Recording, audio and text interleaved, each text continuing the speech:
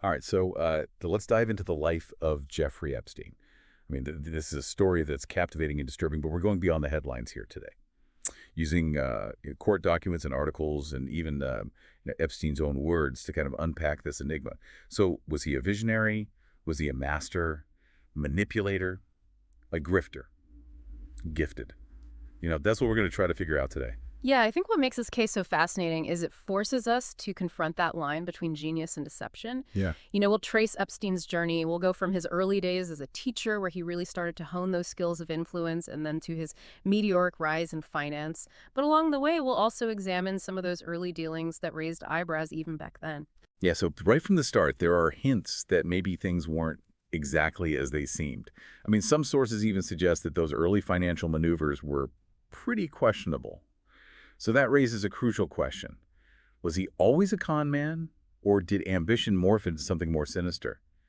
To really unpack that, we need to look at a pivotal moment of the Towers Financial Corporation scandal back in the 90s. Now, this was a massive Ponzi scheme, and Epstein was right there in the mix. Yeah, and court documents later allege that Epstein used millions from that scheme to launch his own hedge fund. So we really need to consider this pattern of potential financial manipulation. I mean, it's like building a house on a shaky foundation.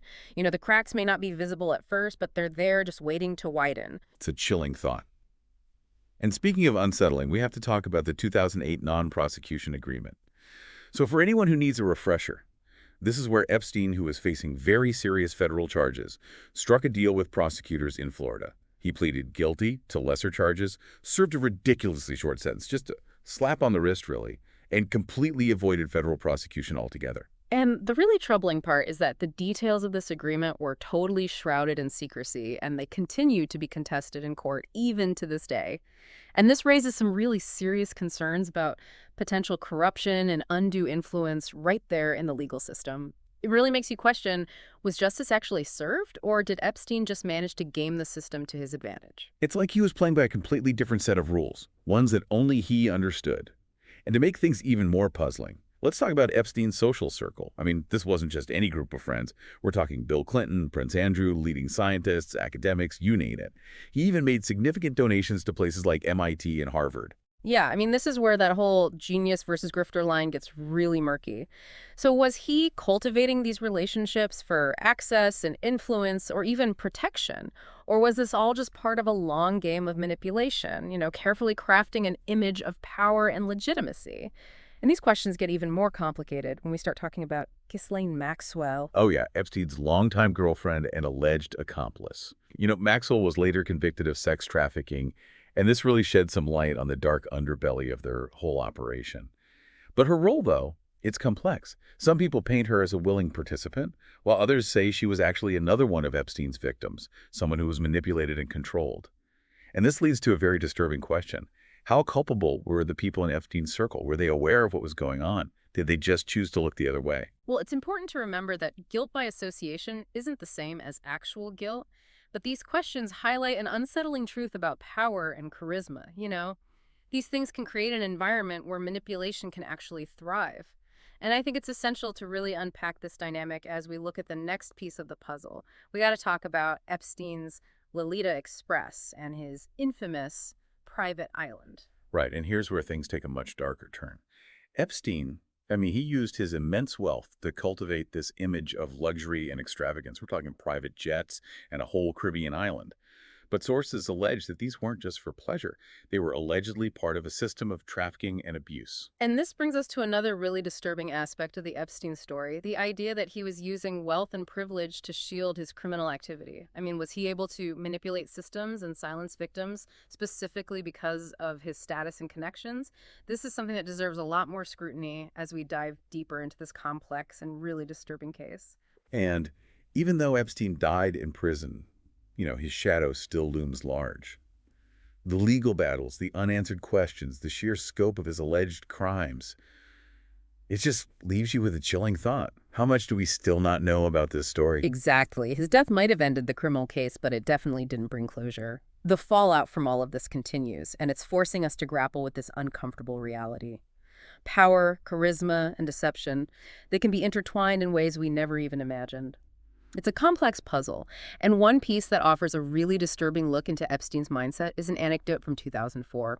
There was this gathering of intellectuals, thought leaders, hosted by the Edge Foundation, and Epstein's there, right? And they ask him a simple question: what's your law? What's your law? Okay, sounds kind of deep. Yeah. Like, what principle guides your life? Exactly. Most of the people there gave these really profound or thought-provoking answers, like reflecting on morality, ethics, personal values, the usual. But Epstein, his answer was totally different. I mean, he laid out two laws, but they sound less like guiding principles and more like, I don't know, a ruthless investor sizing up a deal or something. His first law, know when you are winning. Okay. And his second, the key question is not what can I gain, but what do I have to lose? Wow. Not exactly words to live by, huh? Sounds more like a Yes. blueprint for, like you said, ruthless self-interest. Yeah. And it's even more chilling when you think about the context of his life. It really makes you think, right? Like, was human connection just another transaction for this guy, another opportunity to exploit someone? It's unsettling, to say the least. And here's what I don't get. Even after that 2008 conviction, I mean, he was a registered sex offender, but people were still drawn to him. Why? Was it just the money and the power? Or was there something else about Epstein, like some weird charisma? It's a question a lot of people have. Some say it was a mix of things: intelligence, connections, that ability to make people feel special, like they were part of something exclusive, like a secret club, with access to knowledge and experiences most people could only dream of. And that can be intoxicating, especially if you're looking for validation or a sense of belonging. Like he was a master manipulator, playing this game of social chess, Mm. always a few steps ahead. It's easy to look back now and wonder, how could people not see the warning signs? Mhm. But we have to remember, this was all before the #MeToo movement, before we really understood these issues, before we even had the language to talk about them. Exactly. The awareness around things like grooming, power dynamics, the way abusers manipulate their victims, it just wasn't as developed back then. Conversations about consent, coercion, exploitation, they weren't as common as they are now. Which makes it even more important to learn from all of this, right? To understand how manipulation works, how to protect ourselves and others in the future. Definitely. We need to be more critical, to question what we think we know, and to really evaluate people in positions of power, no matter how charming they seem. Because manipulation thrives in silence, so it's our job to speak up if something feels wrong, even if it means challenging authority figures or rocking the boat. Okay, so let's shift gears for a minute and talk about what's happened since Epstein's death. The criminal case is closed, but those civil lawsuits against his estate are still going strong. And they're shedding light on the systems that might have enabled him. Right, and there's been a big development. Deutsche Bank settling with dozens of women who accuse the bank of basically helping Epstein commit his crimes. They're paying them compensations, a huge admission. Yeah. They acknowledge that they might have looked the other way when they saw suspicious activity. So now the question is, how many other institutions were complicit in all of this, whether intentionally or not? It's like peeling back the layers of an onion, right?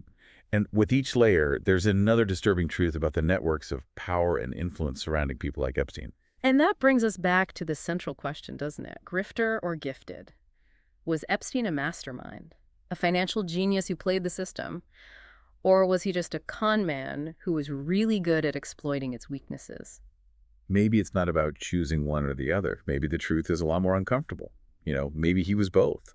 A brilliant guy, totally corrupted by this need for power and control, operating within a system that maybe accidentally helped him thrive. It's a real possibility, and it makes you wonder, what are the cracks in the system that allowed someone like Epstein to operate like he did, to act with impunity? We need to look at all the institutions involved, financial, legal, social, that might have ignored what was happening or, even worse, enabled him. It's like holding up a mirror to society, and what we see staring back at us isn't pretty.